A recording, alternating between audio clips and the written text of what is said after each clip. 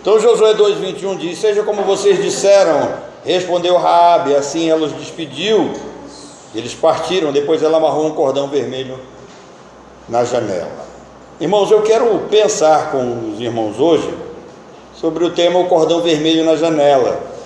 E quero pensar acerca de Raabe, a prostituta que se arrependeu, se converteu ao Deus de Israel, se casou com um homem chamado Salmão, e segundo a tradição judaica, ela deu à luz a 8 profetas. Agora, antes de Israel entrar na terra prometida, Josué, diferente de Moisés, enviou 2 espias a fim de explorar a terra.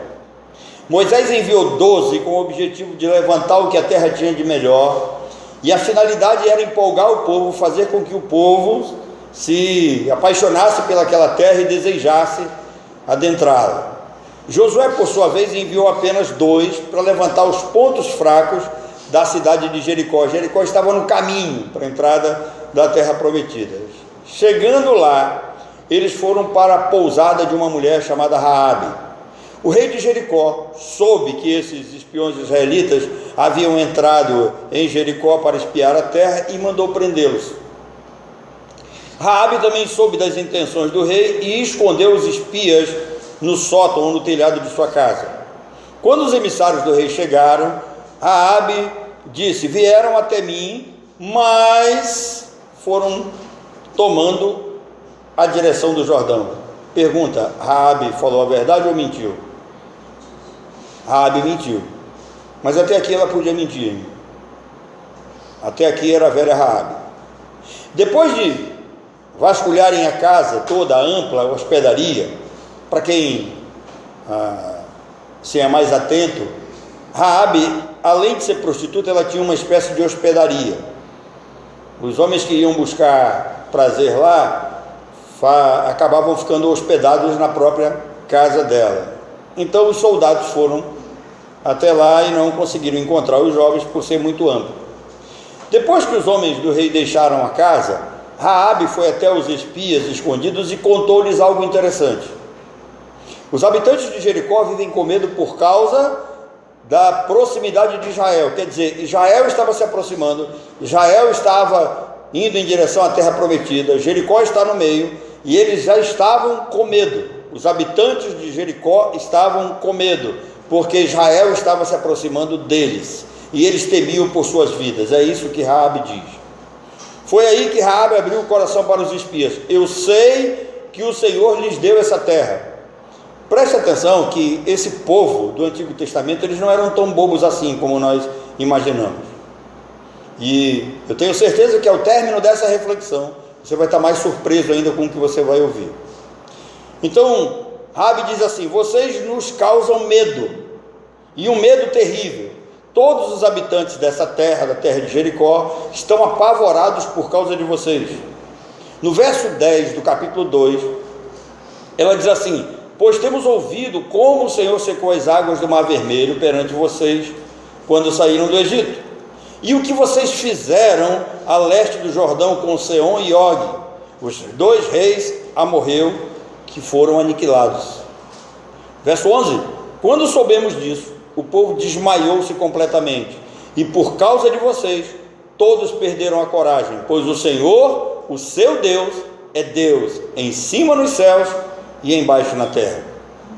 Em seguida, Raabe fez um pedido: jura-me pelo Senhor que assim como eu fui bondosa com vocês, vocês também serão bondosos com a minha família. Deem-me um sinal seguro de que vocês vão cumprir a palavra de vocês, de que pouparão a vida de meus pais, meus irmãos e minhas irmãs e todos os meus bens. Livre-nos da morte. Os espias deram um sinal: amarre um cordão vermelho na janela. Mas por que os espias procuraram Raabe, uma prostituta que possuía uma hospedaria, onde se praticava sexo explícito, um lugar não recomendado? A palavra prostituta na Bíblia descreve uma mulher promíscua, que era paga e servia para o sexo. Devido à sua conversão e mudança de vida em Israel, os escritores e os comentaristas, eles minimizam a prostituição de Raabe. A Bíblia diz que Deus odeia a prostituição. Por essa razão, os espias foram se hospedar na pousada de Raabe.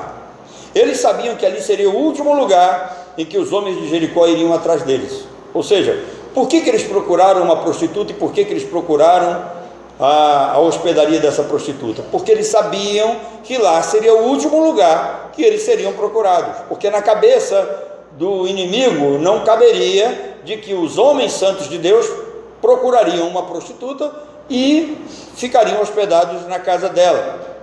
Então, a ida da casa de Raabe também tinha uma outra intenção e uma outra razão. A razão era o seguinte: se a primeira razão era o último lugar onde eles seriam procurados, a segunda razão seria Raabe, pelos relacionamentos que ela tinha, era a pessoa certa para passar todas as informações para os espias.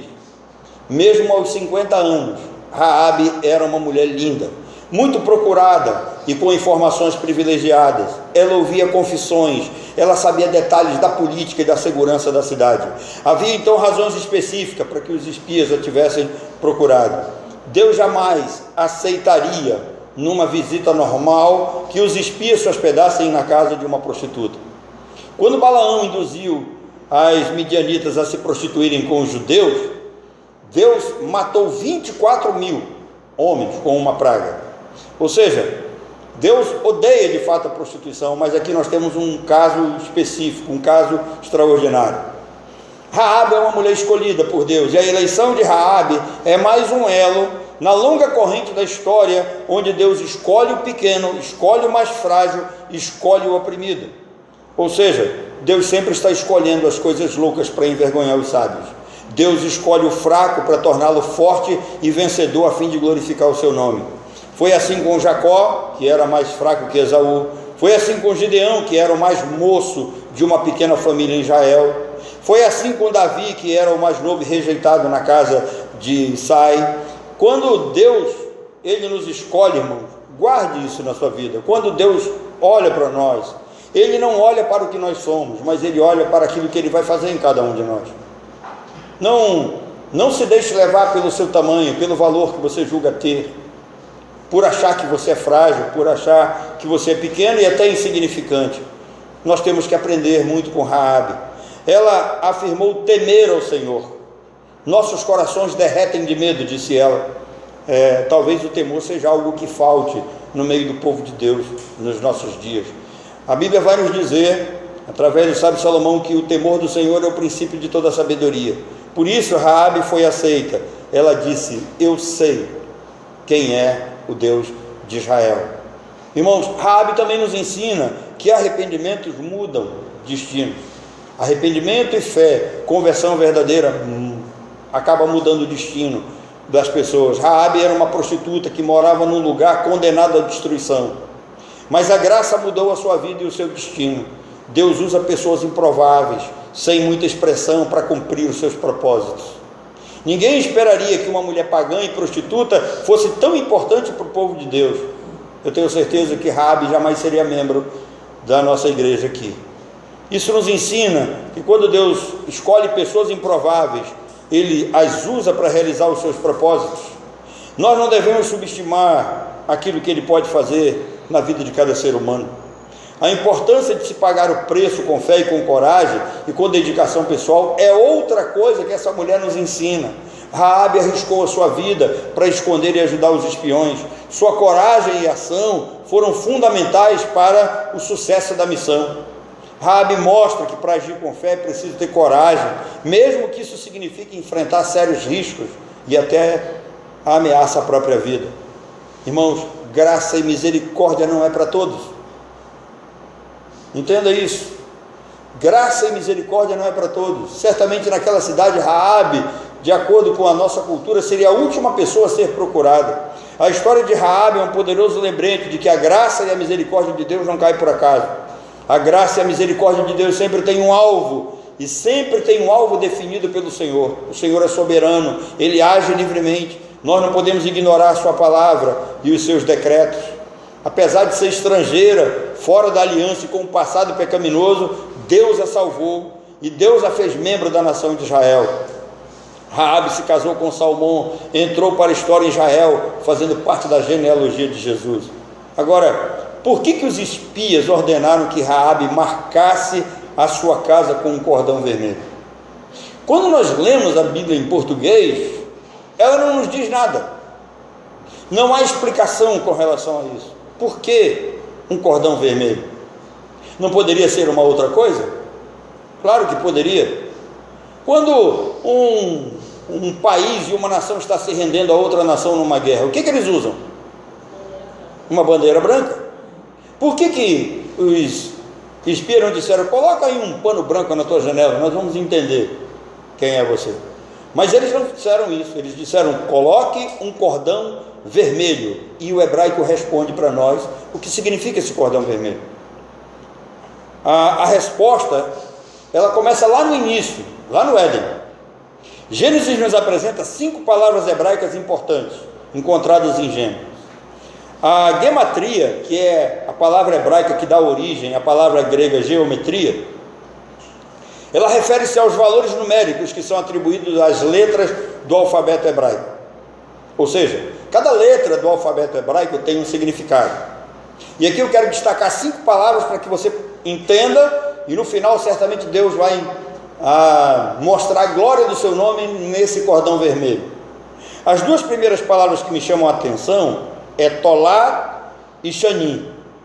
Tolá significa carmesim, enquanto Shanim significa escarlate. Ou seja, essas 2 palavras são 2 tons de vermelho. As outras 3 palavras são Adom, que traduzido também é vermelho, Dan, que traduzido significa sangue, e Adão, da onde vem a palavra Adão, significa ser humano. Essas 5 palavras, elas estão interligadas ao homem Adão. Adão era vermelho como a terra, feito do pó da terra vermelha. Por que terra vermelha? Porque a terra do Éden era conhecida como uma das mais férteis, se tem conhecimento na história da humanidade. A terra vermelha ela é conhecida por sua alta fertilidade, muito utilizada na agricultura e na jardinagem. Adão tinha sangue vermelho correndo em suas veias. Adão era puramente humano. Ao desobedecer a Deus e ao cair em pecado, Adão, ele foi ligado à cor vermelha, ele ligou a cor vermelha ao pecado. Por isso, em Isaías 1,18, a Bíblia vai nos dizer: ainda que os vossos pecados sejam como a escarlata, se tornarão como a neve, e ainda que sejam vermelhos como o carmesim, se tornarão como a lã. Por isso, um homem que veio do pecado trouxe condenação sobre nós. A redenção também teria que vir através de um homem. Se por um lado Adão trouxe a condenação, por outro lado Jesus trouxe a redenção. É lógico entender a ligação então entre pecados vermelhos com sangue vermelho. Em Levítico 17:11, a Bíblia diz que a vida da carne está no sangue. Por isso, o sangue será dado, será derramado, será aspergido sobre o altar para fazer expiação. Todos nós sabemos hoje que sem derramamento de sangue não há remissão de pecados. Essa expressão correlaciona Jesus com a cor vermelha. Então notem que essas palavras trazem uma ligação, uma correlação entre Adão, Jesus, a cor vermelha e os pecados, também vistos na cor vermelha. Esse relacionamento nós precisamos entender então na ótica dessas palavras. Tolate é o vermelho mais escuro, que a Bíblia chama de carmesim. Shanim, que é traduzido por escarlate, significa um vermelho mais claro, mais vivo. Em outras palavras, o vermelho carmesim já é praticamente aquele vermelho mais escuro, aquele da qual o sangue já está começando a coagular, enquanto que o escarlate é o vermelho mais vivo, o sangue mais novo, ainda tendo a sua vida. Agora, a pergunta persiste: por que os espias mandaram colocar um cordão vermelho? Já dá para você ter uma ideia. Porque a cor vermelha está ligada tanto ao pecado quanto à redenção. Então o significado ele é muito mais amplo. E mais ainda, o cordão vermelho também significa esperança. Ao marcar sua casa com o Tevilat Shanim, Raabe estava sinalizando que ela era uma pecadora, carente de redenção e com muita esperança de ser salva. Quem está no fundo do poço precisa de uma corda para ser puxado. Essa corda simboliza a esperança de salvação. Quem deseja ser salvo precisa reconhecer que é pecador, que precisa do perdão de Cristo e deve ter esperança nele. Uma outra interpretação vai dizer para nós que fé e esperança também estão ligados à redenção. Esperança também é fé. Afinal de contas, nós estamos aguardando dos céus a segunda vinda de Jesus, que vem nos buscar. Mas o hebraico não para por aí, ele vai mais longe e traz ainda um outro significado para nós. A raiz da palavra tolá, vermelho carmesim, também faz referência a um verme vermelho, o que na língua hebraica também faz referência a Jesus como um verme na morte, como Messias sofredor. Encontramos a comparação simbólica de Jesus a um verme no Salmo 22, um salmo messiânico que prefigura o sofrimento de Cristo na cruz. No verso 6, Davi diz: mas eu sou um verme e não um homem, opróbrio dos homens e desprezado do povo. Esse verso é uma referência profética ao sofrimento e à humilhação do Senhor Jesus Cristo, que foi levado à cruz como um verme, como alguém insignificante, como alguém que não faria falta nenhuma ao povo daquela época. O verme tolá, ou verme vermelho, também conhecido como verme carmesim, ele tem um ciclo de vida interessante e simbólico. Quando a fêmea está pronta para pôr seus ovos, ela se prende a uma árvore ou uma peça de madeira. Após a postura dos ovos, a mãe permanece protegendo os frágeis ovos até que as larvas eclodam, até que nasçam, até que as larvas estejam salvas e prontas para seguirem o curso natural de suas vidas. Nesse ponto, o verme morre, ou seja, após colocar os ovos, após proteger os ovos, após nascerem as larvas, a mãe morre. E ao morrer, o seu corpo libera um líquido vermelho, carmesim, que mancha a madeira ao redor. Esse ciclo de vida é frequentemente usado como metáfora do sacrifício de Cristo por nós. Ao entregar-se à morte em nosso lugar, Jesus é esse verme citado no Salmo 22, versículo 6. O seu sacrifício significa redenção e expiação para as nossas vidas. O sangue do Messias inocente fez expiação pelas almas dos culpados, é o que diz claramente a teologia bíblica. Portanto, nada na Bíblia é por acaso. Há um importante significado em todas as coisas. Ao marcar a sua casa com o Tevilat Shanim, ou seja, com o cordão vermelho, Raabe estava mostrando a sua fé e a sua esperança no Messias. Raabe estava mostrando também a sua confiança no sangue que faz expiação e a esperança de ser salva pelo sangue do Senhor Jesus Cristo. Aprenda uma coisa: não importa o que nós somos ou o que fazemos, Deus está disposto a nos perdoar. Onde abundou o pecado, superabundou a graça. A graça sempre vai ser maior do que o nosso pecado. Sempre vai haver um espaço na graça de Deus para acolher aqueles que querem adentrar o seu povo, daqueles que se reconhecem como pecadores e querem converter-se a Jesus Cristo. A graça de Deus muda completamente a vida daqueles que se convertem a Cristo. O nosso destino muda também a nossa vida e a nossa história. Mas essa mesma graça que foi derramada sobre Raabe, que foi derramada sobre nós, nos obriga a vivermos de modo digno da nossa vocação. Nós não podemos viver de qualquer forma. O apóstolo Paulo diz: vivei agora de modo digno da vossa vocação. Raabe deixou a velha vida com suas práticas vergonhosas, deixou todo o seu pecado e agora ela foi aceita no povo de Deus.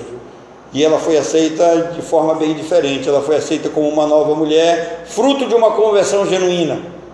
De posse da nova vida, ela estava livre dos pesadelos do passado. A história de Raabe me faz lembrar as conversões de hoje. Quando ouço pregadores dizendo: aceite Jesus e o seu nome estará sendo escrito no nome da vida, eu fico me perguntando de onde foi que esse sujeito tirou essa ideia, porque eu não consigo ver esse tipo de conversão nas Escrituras. Raabe marcou a sua casa e a sua vida com o Tevilat Shanim, afirmando que era pecadora, que veio do pó da terra e que herdou uma natureza pecaminosa de Adão. Essa foi a intenção dos espias. Na nossa mente, na nossa língua, parece que eles tiveram seu encontro muito rápido. E não conversaram acerca de quem era o povo de Israel, do que o Deus de Israel fazia, como Deus tratava o seu povo, como Deus cuidava e salvava do seu povo. Essa mulher, ela foi evangelizada. Esses homens falaram muito mais do que ela poderia entender. E quando eles disseram, coloque um cordão vermelho na sua casa, certamente eles devem ter explicado para ela. Porque a tradição judaica e rabínica vai dizer para nós o seguinte: esses homens que foram à casa de Raabe, eles não eram homens comuns. Na realidade, eles eram sábios de Israel. Eles estavam dentro daqueles que exerciam o sacerdócio na área do ensino em Israel. Eles sabiam o que estavam fazendo. Eles poderiam ter dado toda e qualquer outra informação, mas eles falaram, coloque um cordão vermelho. E ao colocar um cordão vermelho, ela estava entendendo, estava afirmando, eu sou uma pecadora, eu vim do pó da terra, eu herdei uma natureza pecaminosa de Adão, eu não mereço entrar nesse povo, eu não mereço herdar essa graça, eu sou uma mulher que está morta nos seus delitos e pecados. O cordão vermelho é mais que o reconhecimento de uma vida pecaminosa. O cordão vermelho também significa que essa mulher estava pedindo socorro. No momento em que ela foi ensinada e que ela entendeu e que ela coloca o cordão vermelho na janela, ela está dizendo, eu estou clamando por socorro, eu sou uma mulher perdida, eu preciso da graça de Deus. É o clamor por um perdão que só o Tolá, aquele verme que foi rejeitado e crucificado na cruz do Calvário, pode dar a quem o busca como Senhor e Salvador de sua vida. O cordão vermelho na janela é o fio de esperança para todo aquele que crê no sangue redentor do Senhor Jesus Cristo. O sangue que foi derramado na madeira em favor de vermes pecadores como eu e você. Por que Raabe marcou a sua casa com um cordão vermelho? Simples, eu vou fazer um resumo aqui. Primeiro, ela estava reconhecendo que ela era pecadora. Ela estava reconhecendo que ela veio de Adão, que ela era uma pagã, condenada ao juízo eterno de Deus, resultado de uma vida promíscua levada até ali. Dizem os sábios em Israel que Raabe estava entre as 5 mulheres mais bonitas da história do povo de Deus, que nessa época ela tinha 50 anos, mas era tão linda quanto jovem. Mas essa mulher, com toda essa bagagem, ela diz, eu reconheço os meus pecados. Segundo, ao colocar o cordão vermelho na janela, Raabe está dizendo, eu preciso de redenção, eu preciso dos perdão dos meus pecados, eu não posso continuar com esses erros, eu não posso continuar com essa mente culpada. Vocês lembram daquele ladrão na cruz? Quando ele disse, lembra-te de mim? Colocar o cordão lá significava, eu sou pecadora, significava, lembrem-se de mim, não me deixem morrer, não deixem minha família morrer, eu quero ser alvo dessa graça. É isso que diz o cordão vermelho. Terceiro, o cordão vermelho também diz esperança na vida eterna que está em Cristo Jesus, o tolá de carmesim do Salmo 22. Só o Senhor pode me perdoar, retirar a culpa e a penalidade imposta pela vida que eu vivi até aqui. Foi isso que disse Raabe ao colocar o cordão vermelho na sua janela. A salvação, irmãos, ela sempre vai seguir esse curso. A salvação sempre vai estar acompanhado dessas expressões: reconhecimento do pecado, arrependimento, fé e mudança de vida. Fé e esperança na redenção do Messias e na volta do Senhor Jesus Cristo para as nossas vidas. Que Deus nos abençoe. Que nós, a partir de hoje, olhemos para a vida dessa mulher, olhemos para esses detalhes que só essa língua que veio do céu pode trazer para cada um de nós. Esse fio vermelho, ele é incompreensível na nossa cultura. Ele não diz absolutamente nada na nossa língua. Mas dentro da língua do povo de Deus, conduzidos pelo Senhor, aqueles homens foram ali, abriram a mente de Raabe, falaram da graça e da salvação de Deus. Ela entendeu, e com o seu gesto de colocar um cordão vermelho na janela, ela estava dizendo: eu creio na redenção em Cristo Jesus, eu creio que o sangue do Cordeiro pode lavar os meus pecados, eu quero pertencer a esse povo. Certamente, às vezes nós pensamos que só Ruth teve uma atitude honrosa, né? Lembra? Quando ela diz: não me istes para que te deixe, me obrigue a não seguir-te, porque onde quer que fores irei eu, e onde quer que pousares, ali pousarei eu. Teu povo será o teu povo, e o teu Deus será o meu Deus. Não é só Ruth que entra com esses garbos da vitória na história do povo de Israel, mas Raabe também. Ela entende, ela diz: eu quero pertencer a esse povo, não dá mais para continuar aqui, eu quero conhecer mais de perto esse Deus, eu quero viver no meio do povo do Deus de Israel. Ela reconheceu a mensagem, se arrependeu dos seus pecados e converteu-se a Cristo na esperança que o fio vermelho nos dá. Que Deus nos abençoe.